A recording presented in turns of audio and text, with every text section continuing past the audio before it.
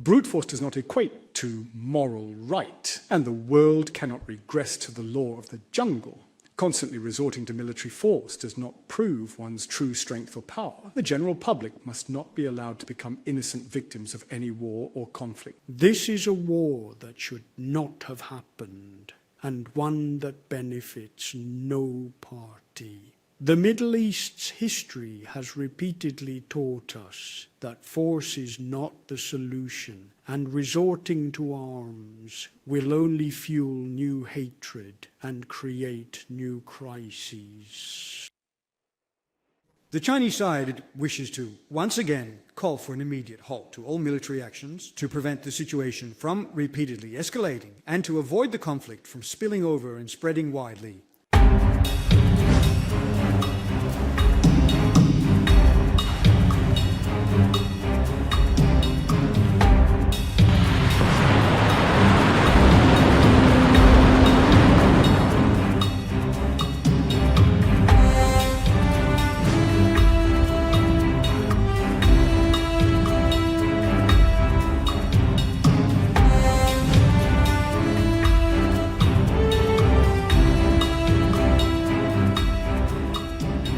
China is positioning itself as a stabilizing force on the global stage as the war involving Iran, the United States, and Israel continues to intensify.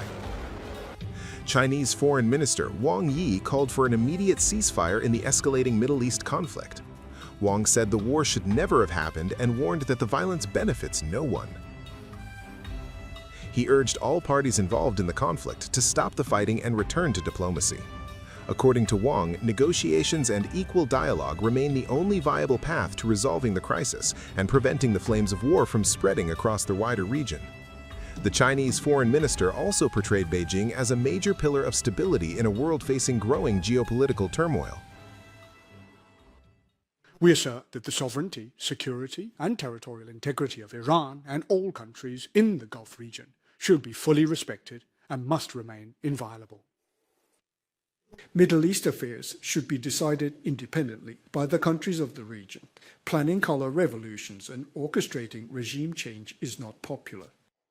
The Chinese side has consistently maintained that peace and harmony are of the utmost importance, and all parties involved should, without further delay, return to the negotiating table to address and resolve their disagreements through fair and equal dialogue, and collectively strive to achieve a state of common security for everyone. Major global powers should uphold fairness and pursue the righteous path, contributing more positive energy to Middle East peace and development. As a genuine friend and a strategic partner to the nations of the Middle East, we, the Chinese side, are fully prepared to join hands with them to actively implement the Global Security Initiative, to restore much-needed order to the Middle East, to bring back peace and a sense of calm to its people, and ultimately to restore lasting peace to the entire world. Wang described China as one of the most important forces for peace, stability, and justice in international affairs. He argued that Beijing has become an anchor of certainty at a time when global tensions and conflicts are increasing. China's calls for de-escalation come at a critical diplomatic moment. Chinese leader Xi Jinping is preparing to host U.S. President Donald Trump in Beijing later this month for a highly anticipated summit between the leaders of the world's two largest economies. The talks are expected to address a wide range of issues, including trade disputes, geopolitical competition, and tensions surrounding Taiwan. But the rapidly escalating war in the Middle East has added a new layer of complexity to the upcoming meeting. China has long maintained close political and economic ties with Iran, making the conflict particularly sensitive for Beijing.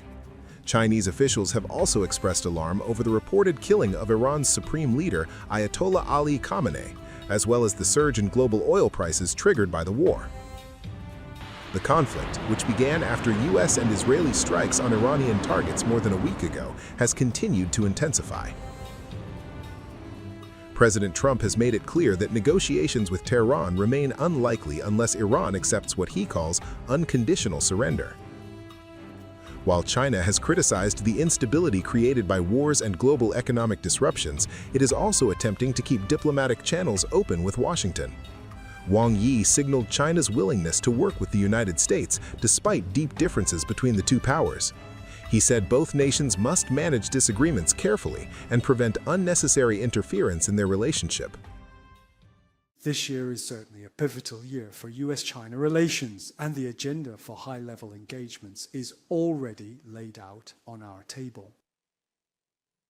What is required now is for both sides to make very careful and thorough preparations to create a suitable and conducive environment, to effectively manage any existing differences, and to eliminate all unnecessary interference. The Chinese side's attitude has consistently been positive, and it has always been open. The crucial point is that the American side must also be willing to meet us halfway.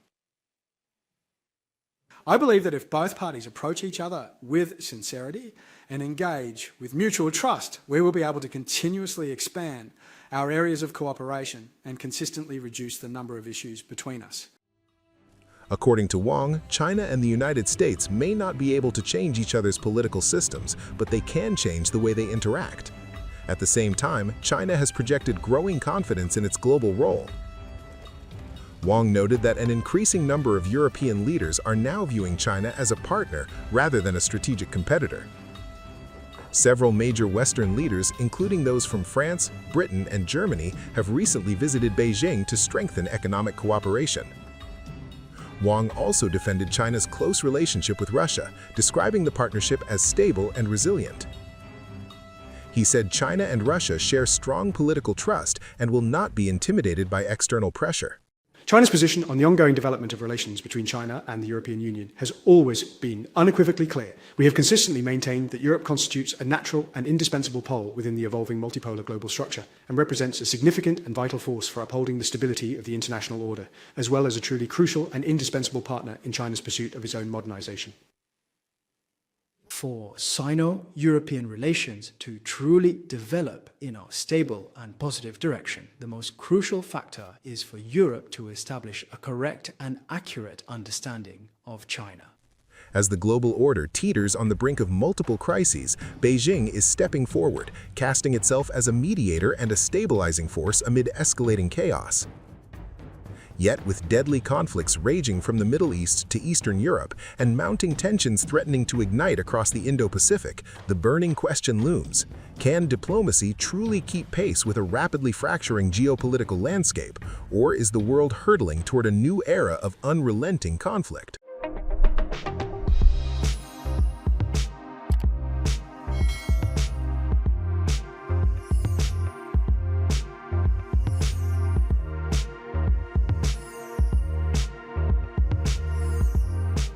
Times of India videos, because your worldview is just a tap away.